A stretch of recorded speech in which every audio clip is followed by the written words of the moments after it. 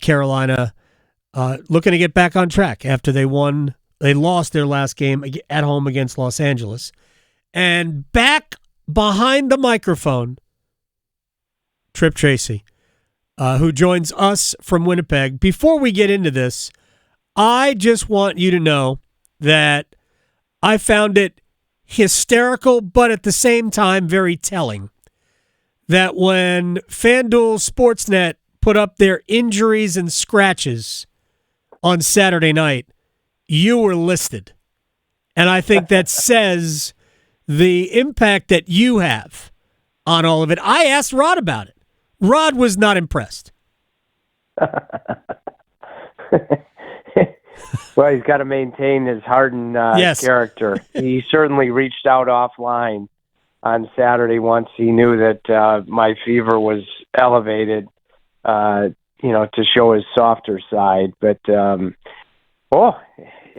was a grind. And, running through, the dressing room, hopefully that's over. Knock on any wooden device. But the game Thursday, I could feel it. I could feel it during the game, and I knew Friday was going to be a big day, and Friday was a big day, the March of the Fever. And, the biggest plus that I can mention, I hate missing games. I know. But I wanted to do my part to try to contain this thing as much as possible. And, everybody's dealing with it, but with that fever Friday and Saturday, finally broke about midnight Saturday night. I love my dog, Frank, but I couldn't even let him outside for a long stretch of time, And I give him a lot of credit that somehow he avoided going to the laboratory during that long stretch of time. So he had 4 legs. He had each pair of legs crossed for a little bit more than a day. All right, let me dig into the fact that the Hurricanes called up Scott Morrow. It was named an AHL All-Star. He was going to miss the All-Star game as a result. Ryan Suzuki went back to the Chicago Wolves and played in the AHL All-Star game. So Scott Morrow was called up, which took him out of that All-Star game. It doesn't look like he's going to draw in tonight, but I can't imagine that they brought Scott Morrow up here to sit, that they're at least going to play him some. Rod says he's loved everything he has seen about him, but what are your thoughts on one of Carolina's top prospects, maybe the top prospect in North America? What do you think about him showing up now? Well, he has done everything that you could possibly ask of him, which was the best thing for him, of playing heavy minutes and growing in the American Hockey League. And watching a ton of his games this year, AG, his confidence, the ability to use his feet at both ends of the rink, I've seen it grow month by month. And, so he has been exactly the type of vehicle that, not that he would have loved it, but that the American Hockey League, the tool that it should be. And he's earned this opportunity. My intuition, there was no tell from Rod after the morning skate, but my intuition is that he may play. Okay. If you played 7 defensemen, Juha Jaska, great to see him skating, but, he's coming off of that bug himself, that rolling 7 defensemen would get Morrow right in. It creates a challenge of keeping everybody involved, but then it gives you an opportunity to double shift some guys, that could be invaluable against the Winnipeg Jets and create a possible matchup situation on the road. That may or may not happen. Rod may go with the standard allotment of 12 and 6, but there was no tell this morning, but my intuition is it wouldn't surprise me one bit.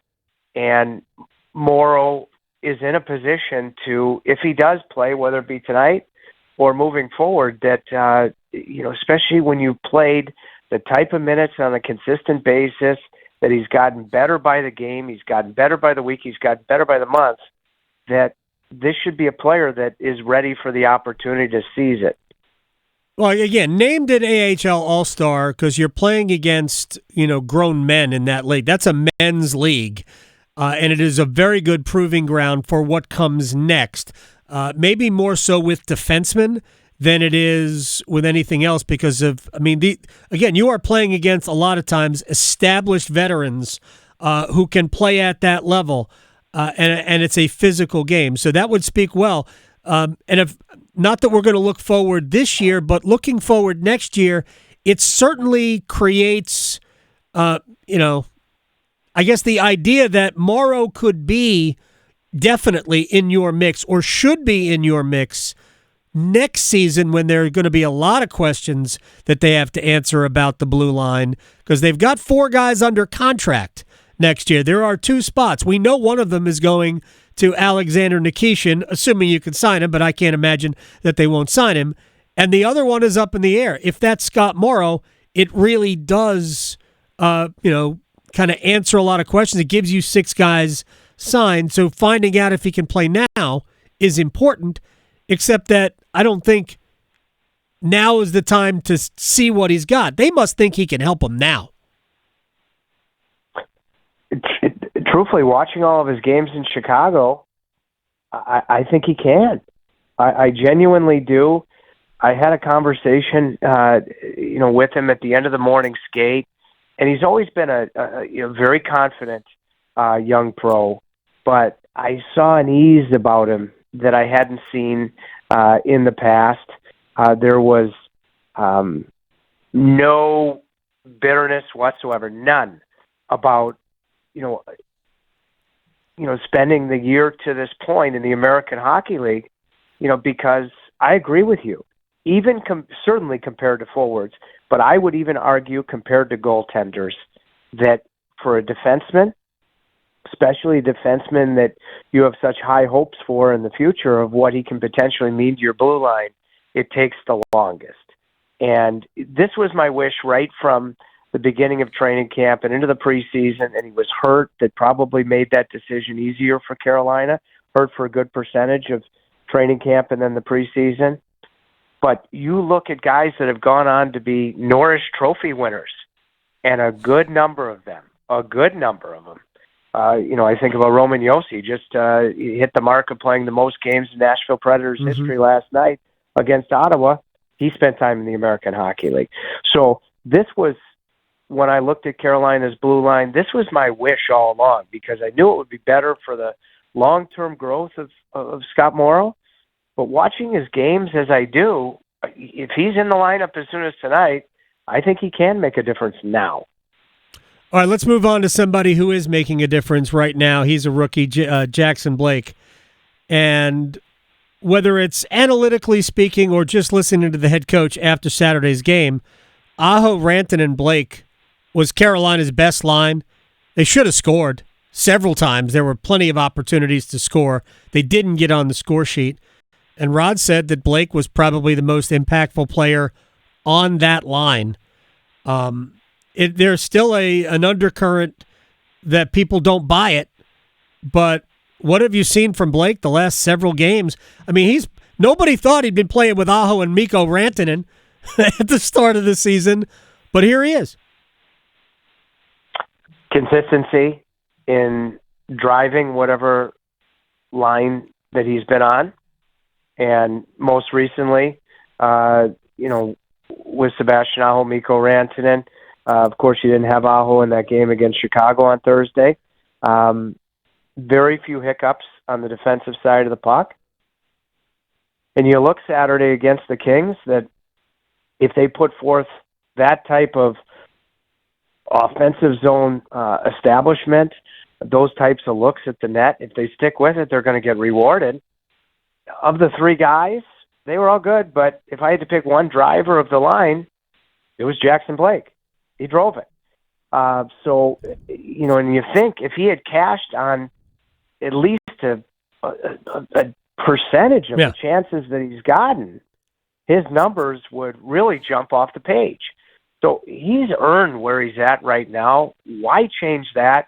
And then the other piece that I'll mention, AG, if Rod goes with the restructured power play groupings that he hadn't practiced yesterday and then this morning, you've changed the way you look at the power play group, your first group, from the standpoint that now you potentially would have three righties, Jarvis, Blake, and Burns, and then just the two lefties in Rantanen and Aho. And what I like about it, and I don't see how you're winning these two games in very, very difficult Western Conference locales, Winnipeg tonight and Minnesota on Thursday, if your power play doesn't get going ASAP, is when you have three righties on one unit, it really helps to isolate and therefore trigger your shooters on the left side, and specifically, Rantanen and Aho. So this is very intriguing, not only just for Blake at even strength, does that line stick with it and get rewarded after they were their best against Los Angeles, but if this power play group, this new power play group, is the one that Rod fields tonight, does it sort of allow the two lefties in Rantanen and Aho to jump out of the gate and get back going on the man advantage that obviously has had an extremely tough 2025. It's incredible. They've since New Year's Eve, they have two power play goals in, I think, 44 opportunities. It has been a wasteland. Meanwhile, Winnipeg has the number one power play in the sport. It's best on best. It's the top power play against the top penalty killing unit. We can't do tail of the tape for that, but that's got to be intriguing in and of itself. It's incredibly intriguing. The first thing is do not take any unnecessary penalties. Now, this Carolina penalty kill has amazed me this year from the on many levels, but one of the levels is that if you take three or four penalties within a game, historically, my entire time being a broadcaster, power plays adjust and they get better as they have repetitive chances. Yeah. Carolina's kill this year has seemingly flipped that script and made adjustments and gotten better against the team's power play as the game has gone along. I don't want to see that tonight because Winnipeg's power play can hurt you in every area of the five guys that they put on the ice.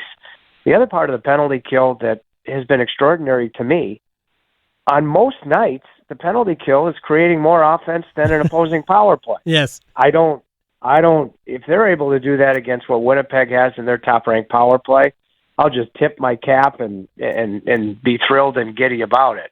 But the part of it that will be intriguing, AG, is does Carolina apply the same amount of pressure that they typically do?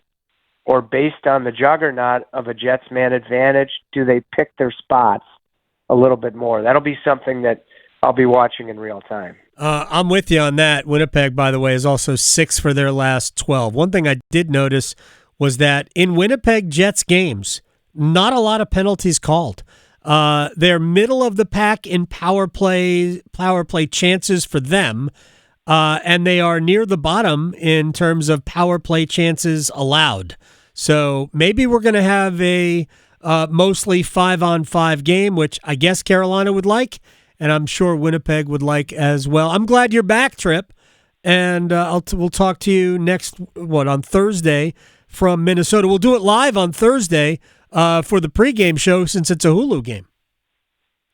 AG, love to hear your vocals after a real grind of a flu bug and fever.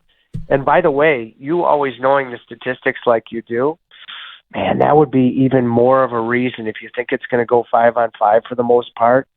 That would lend more credence to playing 7 defense, so then you could double shift some of your best stars and create a favorable matchup on the road. That would absolutely. I had not thought of that. That's why we talked to you.